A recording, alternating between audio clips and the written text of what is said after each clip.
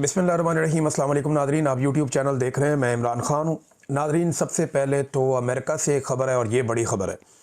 Donald Trump और Netanyahu की मुलाकात हुई और उसके बाद उन्होंने मीडिया से बातचीत की और जो चीज़ें उन्होंने कही वो मैं आपके सामने रखने वाला हूँ। एक तरफ तो पहले आप अपने जहन में ये रखें कि 2 दिन पहले पाकिस्तान के जो वज़ीर ख़ारजा हैं और डिप्टी वज़ीर आज़म हैं इसहाक डार साहब, उन्होंने ये स्टेटमेंट दिया था कि पाकिस्तानी फ़ौज गज़ा नहीं जाएगी अगर उन्हें हमास को गैर मुसल्लह करने का टास्क मिला तो पाकिस्तानी फ़ौज अगर हमास को गैर मुसल्लह नहीं करेगी तो फिर कौन सी फ़ौज करेगी?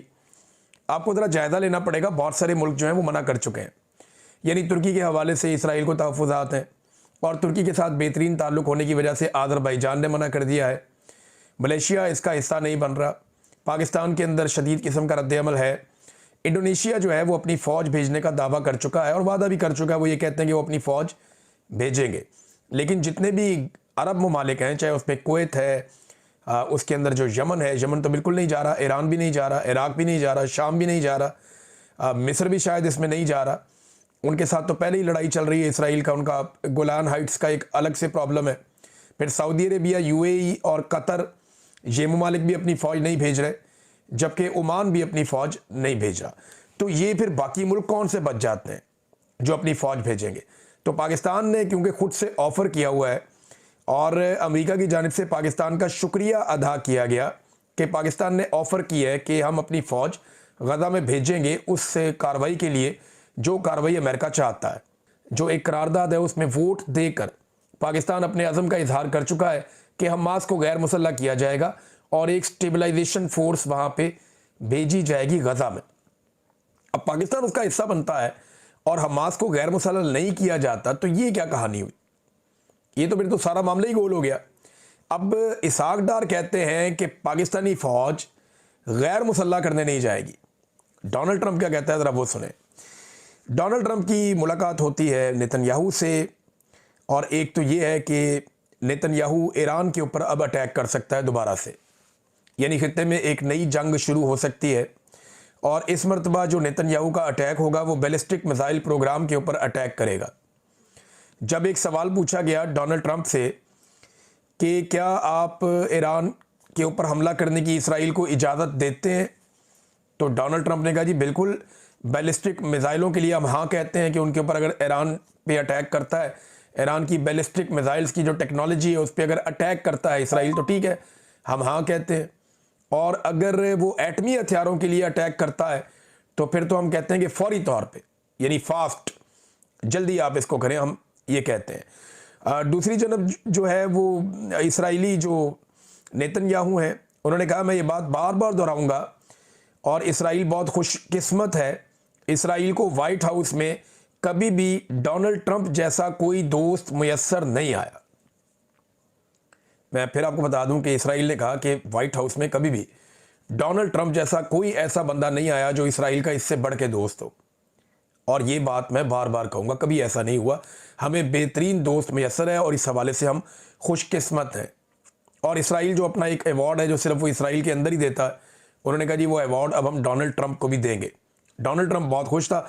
डोनाल्ड ट्रंप ने इस मौके पे कुछ बातचीत की है और कुछ अहम चीज़ें हैं जो मैं आपके सामने रखता हूँ। अब इसमें एक तो आप ये ध्यान में रखें कि डोनाल्ड ट्रंप ने कहा, और ये बात उन्होंने की हमास के हवाले से और इसराइल के हवाले से, उन्होंने कहा जी इसराइल जो है वो 100% अमल दरामद कर रहा है जंगबंदी के मुआहदे पर। हालांकि सारी दुनिया ये जानती है कि बेशुमार कत्लेआम उसके बाद से लेकर अब तक हो चुका है जब से जंगबंदी हुई है। और जो कत्लेआम हुआ है वो इसराइल के ऊपर ही बार बार इल्ज़ामात लगते हैं। आलमी इदारे भी कहते हैं और आलमी सतह पे हुकूमतें भी यही कहती हैं और इसराइल की मजम्मत भी की जाती है। लेकिन डोनाल्ड ट्रंप कह रहे हैं कि इसराइल ने 100% अमल दरामद किया है अमन मुआहदे के ऊपर। फिर वो बार बार ये भी कह रहे हैं कि इसराइल जो है वो ठीक है, हमास जो है वो खिलाफ वर्जी करता है।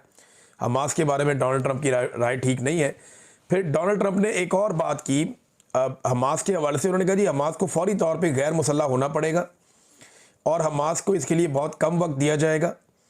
अगर हमास फौरी तौर पे गैर मुसल्लह हो जाता है तो ठीक है, और अगर हमास हथियार नहीं डालता। अच्छा, ट्रंप ने यह दावा भी किया कि हमास ने खुद इस बात पे एग्री किया था या इत्तफाक किया था कि वो हथियार डाल देगा, जबकि हमास के जो लोग हैं वो बार बार इंटरनेशनल मीडिया को ये बता चुके हैं कि हमने कभी भी गैर मुसल्लह होने का नहीं कहा, क्योंकि यहाँ पे इसराइल का कब्ज़ा है, तो हमारी मज़ामत कब्ज़े के ख़िलाफ़ है, तो हम हथियार डाल नहीं सकते। अगर एक फ़लस्तीनी रियासत बन जाए और वो इंतज़ाम संभाल ले तो उस रियासत के सामने हम हथियार डाल सकते हैं, अदरवाइज़ हम किसी और के सामने हथियार क्यों डालेंगे। हमास बार बार ये कहता रहा है। अब एक मरतबा फिर डोनाल्ड ट्रंप ने इस पर बड़ा ख़बरदार किया और उन्होंने ये कहा कि हमारे पास 59 यानी 59 ऐसे ममालिक हैं जो गज़ा में जाकर हमास को ख़त्म करने पर तैयार हैं। यानी अगर हमास खुद से गैर मुसल्लह नहीं होता तो ये ममालिक जाएंगे और जाकर हमास को ख़त्म करेंगे और इसका कला कमा कर देंगे और इसराइल को खुद कुछ भी नहीं करना पड़ेगा। ये भी डोनाल्ड ट्रंप ने कहा। उसने कहा हम ऐसा नहीं चाहते लेकिन ये करना पड़ जाएगा अगर हमास अपने आप को गैर मुसल्लह खुद से नहीं करता। तो ये जो 59 ममालिक हैं, क्या इन ममालिक के कौन से नाम हैं? देखें, यूरोप के जो ममालिक हैं वो हमास को एक दहशतगर्द तंजीम तो समझते हैं। वो ये कहते हैं कि हमास दहशतगर्द तंजीम है, वो ये कहते हैं, लेकिन इसके बावजूद वो ये कहते हैं कि इसराइल ने फ़लस्तीनियों का बहुत बड़े पैमाने पर कत्लेआम भी किया है। और मुझे नहीं लगता कि वो ममालिक इस लड़ाई के अंदर पड़ेंगे। अब बहुत सारे ममालिक मुसलमान हैं जिनका तस्करा किया जाता है, लेकिन 57 इस्लामी ममालिक की एक फ़ौज बनी हुई है। अब उनमें बेशतर ममालिक के नाम मैं आपके सामने ले चुका हूँ जो ममालिक इस बात पे एग्री नहीं करते कि वो जाएंगे और जाकर गज़ा के अंदर हमास को गैर मुसल्लह करेंगे।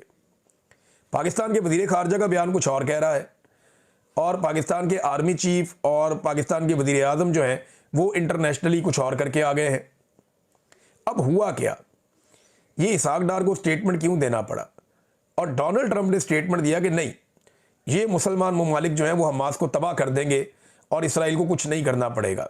ये जो ममालिक जिनका जिक्र वो डोनाल्ड ट्रंप कर रहे हैं स्टेबलाइजेशन फोर्स के हवाले से, और पाकिस्तान उसका हिस्सा बनने के लिए खुद से पेशकश कर चुका है। पाकिस्तान ने खुद कहा कि हम इसका हिस्सा बनना चाहते हैं, अपनी अर्जी डाली पाकिस्तान ने इसमें। अब मामला ये है कि ये फील्ड मार्शल आसिम मुनीर का और शहबाज शरीफ का फैसला तो था, लेकिन उस पर अमल दरामद के लिए उन्हें पाकिस्तान के अंदर एक कॉन्सेंट चाहिए। देखिए, जाके फील्ड मार्शल ने या शहबाज शरीफ ने तो नहीं लड़ना तो पाकिस्तान के फौजियों ने है, और पाकिस्तान के अंदर इस पर रद्द अमल बड़ा सख्त है, इदारे के अंदर भी बड़ा सख्त रद्द अमल है। और ये बहुत मुश्किल एक्टिविटी है कि पाकिस्तान की फ़ौज जाए और जाकर हमास को गैर मुसल्लह करे और फ़लस्तीनियों के साथ एक लड़ाई लड़े। उन फ़लस्तीनियों के साथ एक लड़ाई लड़े जो फ़लस्तीनी गुज़िश्ता कई दहाइयों से अपनी लड़ाई लड़ रहे हैं और पाकिस्तान उनकी मॉरल सपोर्ट करता चला जा रहा है आलमी सतह पे। ये बिल्कुल ऐसे ही है कि जैसे पाकिस्तान कश्मीर चला जाए और कश्मीरियों के साथ लड़ाई शुरू कर दे भारत की ईमा के ऊपर कि आप भारत को तंग ना करें, हम आपके साथ नहीं तो जंग करेंगे। तो ये उससे मिलती जुलती चीज़ ही आप समझ लें कि जाएं और जाकर, क्योंकि पाकिस्तान ना दो जगह पे हमेशा से एक बात करता आया कि ये हक़ खुद इरादियत के लिए ये लोग लड़ रहे हैं, इनके हकूक़ इन्हें नहीं दिए जा रहे और इनके साथ जुल्म और ज़्यादती हो रही है, इनकी ज़मीन इनसे छीनी गई है। एक पाकिस्तान ये मुकदमा रखता रहा है हमेशा फ़लस्तीन के हवाले से, और एक रखता रहा है पाकिस्तान हमेशा ये मुकदमा कश्मीर के हवाले से। अगर पाकिस्तान यू टर्न लेगा ना कश्मीर के हवाले से या फ़लस्तीन के हवाले से, फ़लस्तीन के हवाले से पाकिस्तान फ़र्ज़ करें यू टर्न लेता है, तो कश्मीर का केस आपका कमज़ोर हो जाएगा, क्योंकि इसी बुनियाद के ऊपर आप कश्मीर की भी सपोर्ट करते हैं ना। जब आप उधर सपोर्ट नहीं करेंगे तो आपको इधर सपोर्ट नहीं मिलेगी। बहरहाल कश्मीर के मामले में तो पाकिस्तान के जर्नैल कह चुके हैं कि आप कश्मीर को भूल जाए। ये हमें जनरल बाजवा ने पब्लिकली कहा था कि कश्मीर को आप भूल जाएं और इंडिया के साथ ट्रेड करें, ताल्लुकात को नॉर्मलाइज करें, लेकिन इंडिया ने पाकिस्तान का पानी रोक लिया। अब हमारे पास एक फील्ड मार्शल है, इसके बावजूद हम इंडिया से अपना पानी नहीं खुलवा पाए। हाँ, हम ये ज़रूर कर रहे हैं कि हम लोगों के घर गिरा रहे हैं। ये खबर आप देखें एजाज सैयद साहब की, बड़ी तकलीफ दे खबर है। बहरहाल ये डोनाल्ड ट्रंप ने जनाब ये कहानी दे दी सारी, और अब मुमकिन तौर पे हमला हो सकता है ईरान के ऊपर भी। नादरीन, ये खबर दी है एजाज सैयद साहब ने। वो ये बताते हैं कि इस्लामाबाद के इलाके करी रोड मोज़ा मोरिया मोहल्ला मलकाबाद में कमोबेश 1000 घरों की आबादी अपने मलकियती हकूक़ के साथ रावल इनक्लेव नामी सोसाइटी में रह रही है, जिनके पास डीसी ऑफिस से मुंतकिल शुदा ज़मीन के कागजात और यूटिलिटी बिल्स मौजूद हैं। उन्हें बिजली का बिल भी आता रहा, गैस का बिल भी आता रहा, बाकी बिल भी आते रहे, और उनके पास सरकारी कागज़ है कि हम इन घरों के मालिक हैं, और बाकायदा वहाँ पे एक अप्रूव्ड सोसाइटी है जिसके अंदर उनके घर हैं। अब वो ये कह रहे हैं कि DHA इस आबादी के करीब पहुंच गया है। ये डिफेंस हाउसिंग अथॉरिटी, ये भी फौज का एक झेली अदारा है। अब DHA इस आबादी के करीब आ गई है। कीमती ज़मीन को खाली कराने के लिए federal employees government housing authority मुतहर्रिक हो गई है और 2 घर गिरा दिए गए हैं। बाकी को कल 12 बजे तक का वक्त दिया गया है। एक तरफ DHA की ताकत है और दूसरी तरफ ये कमज़ोर लोग हैं, यानी तवज्जो हमारी इसी तरफ रहेगी, कारोबार की तरफ ही रहेगी। देखें ना, अभी एक खातून ये कह रही थी कि ये फील्ड मार्शल के लिए फतूहात का साल है। 2 घर तो फतह कर लिए रातों रात, बाकी घरों को अल्टीमेटम दे दिया गया है, कल 12 बजे तक का उनको भी फतह कर लिया जाएगा। उधर कराची में एक बच्चा जो है वो खुले मैन होल में गिर गया। हमारे पास फील्ड मार्शल है, इसके बावजूद हमारे बच्चे जो हैं वो मैन होल्स के अंदर गिर रहे हैं, उनका इंतकाल हो रहा है। वो फिक्सेड वाले वहाँ पे गए, जाके उन्होंने कहा जी हम गटर में ढक्कन रखते हैं, तो पीपल्स पार्टी के जो कारकुन है वो उनको पड़ गए आगे से। उन्होंने कहा जी आप PTI के लोग हैं, आप क्यों ढक्कन रखने आए हैं, आपको हम ढक्कन रखने नहीं देंगे। और उन्होंने ढक्कन रखने से मना करके लड़ाई करके उनको वहाँ से भिजवा दिया। अब अंदाज़ा करें, आपके फिक्सेड के लोग आए, उन्होंने आके कहा जी हम ढक्कन रखेंगे। ये कहते जी आपको ढक्कन हम रखने नहीं देंगे और ख़ुद हम रखेंगे नहीं। यानी अगर आपने किसी और को ढक्कन नहीं रखने देना कि ये PTI के लोग हैं, इनका ढक्कन जो है वो गुनाह होता है रखना, तो भाई आप खुद रख लें। फिर आपकी हुकूमत है सिंध के अंदर, कितनी दहाइयों से आप वहाँ पे हुक्मरानी कर रहे हैं, तो आप खुद गटरों के ऊपर ढक्कन लगा दें और बच्चों की ज़िंदगियों को महफूज बनाएं। अब क्योंकि हर चीज़ का क्रेडिट पाकिस्तान में फील्ड मार्शल को दिया जाता है, जब हर चीज़ का क्रेडिट फील्ड मार्शल को दिया जाता है तो हर खराबी की जिम्मेदारी भी फील्ड मार्शल की होगी। देखें ना, उसूल एक जैसा होना चाहिए ना। अगर शहबाज शरीफ, जरदारी, सारी पॉलिटिकल पार्टीज़, इनकी जमात के वज़रा, सारे लोग मिलकर अगर हर चीज़ का क्रेडिट फील्ड मार्शल को दे रहे हैं, तो फिर एक बात याद रखिए, हर खराबी का क्रेडिट भी फील्ड मार्शल साहब को ही जाएगा। क्योंकि ये नहीं हो सकता कि मीठा मीठा हप हप, कड़वा कड़वा थू थू, ये नहीं हो सकता, फिर क्रेडिट भी जाएगा। मैन होल नहीं है तो फील्ड मार्शल है हमारे पास, वो रिस्पॉन्सिबल है, मैन होल होना चाहिए था हमारे पास। पंजाब हुकूमत खबरें चलवा रही है जनाब कि ज़रई इनकलाब आ गया, मरीम नवाज लेकर आ गई। नवाज शरीफ और मरीम नवाज पंजाब में ज़रई इनकलाब लेकर आए। कौन सा ज़रई इनकलाब लेकर आए? गंदम का किसान इन्होंने रोल के रख दिया। वो गंदम जो आम शहरियों को 3800 से 4000 रुपये मन मिली, किसान से 2000 से 2200 रुपये मन खरीदी गई। यानी जब किसान ने बेचनी थी गंदम तो उसको सस्ता कर दिया ताकि किसान को पैसे ना मिले, और जब माफिया ने गंदम बेचनी थी तो उसको डबल कीमत का कर दिया ताकि माफिया अपना लगाया हुआ पैसा डबल कर ले। ये ज्यादती इन्होंने किसान के साथ की, और एक दफ़ा नहीं, बार बार ये ज्यादती इन्होंने किसान के साथ की है। गंदम की फसल में नुकसान, मकई की फसल में घाटा, धान की फसल में घाटा, कपास की फसल तो वो तो हुई नहीं, बहुत ही बेड़ा गर्क फसल हुई, और वहाँ पे भी घाटा। सब्जियों के अंदर घाटा है, वो किसान उठा उठा के अपनी सब्जियाँ फेंकते हैं, कभी आलू फेंकते हैं, कभी गोभी फेंकते हैं, कभी और कोई फल फेंकते हैं, सब्जी फेंकते हैं। माल्टा और किन्नू के जो काश्तकार है उनका बेड़ा गर्क कर दिया पकड़ के।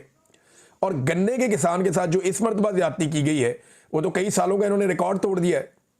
तो किसान को तबाह बर्बाद करके ये कह रहे हैं हम ज़रई इनकलाब पाकिस्तान में लेकर आ रहे हैं। ऐसे ज़रई इनकलाब नहीं आता। पाकिस्तान टेक्सटाइल कौंसिल ने बताया कि टेक्सटाइल इंडस्ट्री की बरामदात में मजीद 14% तक कमी हो गई है। ये लगातार पाकिस्तान की बरामदात कम होती जा रही है। बड़ी बड़ी टेक्सटाइल मिलें बंद हो रही। 144 टेक्सटाइल मिलों के बारे में बताया गया चंद दिन पहले, जो बड़ी वाली थी वो बंद हो गई। अब वो कह रहे हैं जी हमारी एक्सपोर्ट्स के अंदर कमी हो रही है, 14% मजीद गिरावट आ गई है।